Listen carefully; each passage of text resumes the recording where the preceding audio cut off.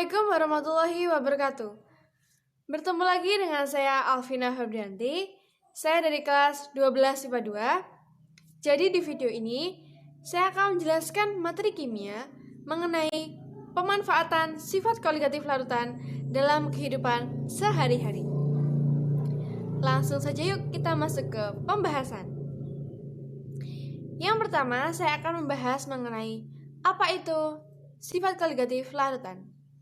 Jadi, sifat koligatif larutan adalah suatu zat yang dipengaruhi oleh besarnya zat telarut terhadap pelarut, terlepas dari identitas atau jenis zat telarut tersebut. Sifat koligatif larutan ini dipengaruhi oleh 4 faktor, yaitu yang pertama, penurunan tekanan uap, yang kedua, kenaikan titik didih, yang ketiga, penurunan titik beku, dan yang keempat yaitu tekanan osmotik. Saya akan menjelaskan satu persatu manfaat yang bisa diambil dari keempat pengaruh yang mempengaruhi sifat koligatif larutan, elektrolit maupun non-elektrolit. Langsung saja kita bahas yang pertama, yaitu mengenai penurunan tekanan uap. Contoh pemanfaatan sifat koligatif larutan pada penurunan tekanan uap ini antara lain, yang pertama, kadar garam dalam laut mati. Yang kedua, pembuatan kolam renang apung. Yang ketiga, mendapatkan benzena murni. Dan dari ketiga contoh tadi, saya akan membahas salah satunya, yaitu cara mendapatkan benzena murni. Benzena murni merupakan bahan bakar pesawat terbang, atau biasanya dikenal dengan nama bensol. Benzena murni adalah kandungan alami dari minyak bumi yang dicampuri dengan zat toluena menghasilkan larutan benzena toluena. Cara untuk mendapatkan benzena murni ini biasanya menggunakan cara distilasi bertingkat. Cara distilasi bertingkat ini biasanya menggunakan prinsip pada penurunan tekanan uap antara zat larut dan zat pelarut. Jadi, untuk penurunan tekanan uap ini bisa bermanfaat untuk mendapatkan benzena murni. Kemudian kita lanjut yang kedua, yaitu contoh pemanfaatan sifat koligatif larutan pada kenaikan titik didih. Contohnya antara lain, yang pertama, penyulingan minyak bumi, yang kedua, penyulingan gula, yang ketiga, menambahkan bumbu di air mendidih pada saat memasak. Yang keempat, penambahan garam pada saat memasak. Dari keempat contoh yang sudah saya sebutkan tadi, saya akan membahas salah satu dari 4 contoh tersebut, yaitu penambahan garam pada saat memasak.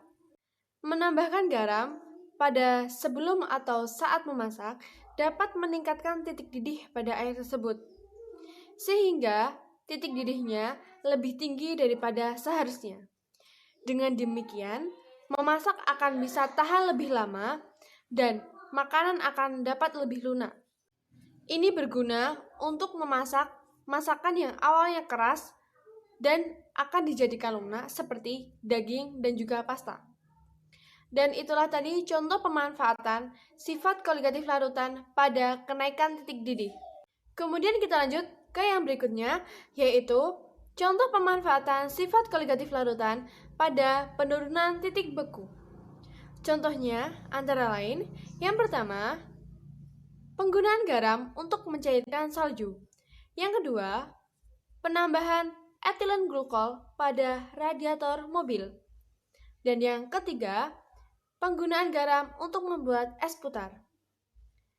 Dan di sini saya akan menjelaskan dari salah satu contoh yang sudah saya sebutkan tadi, yaitu mengenai penggunaan garam untuk mencairkan salju. Di negara-negara yang mengalami musim salju, seringkali di jalan-jalan raya terdapat banyak salju, sehingga mobil atau kendaraan yang melewati akan mudah terselip atau tergelincir. Nah, ini merupakan bahaya bukan? Jadi, cara untuk menghilangkan salju ini bisa dilakukan dengan menaburkan garam pada salju tersebut. Karena kegunaan garam ini dapat menurunkan titik beku. Jadi, semakin banyak garam yang ditaburi di jalan yang bersalju, maka salju tersebut akan dengan cepat mencair. Dan itulah tadi contoh pemanfaatan sifat koligatif larutan pada penurunan titik beku. Kita masuk ke pembahasan yang terakhir, yaitu mengenai contoh pemanfaatan sifat koligatif larutan pada tekanan osmotik. Contohnya antara lain, yang pertama, penggunaan garam untuk mengawetkan makanan. Yang kedua, penggunaan garam untuk membunuh lintah.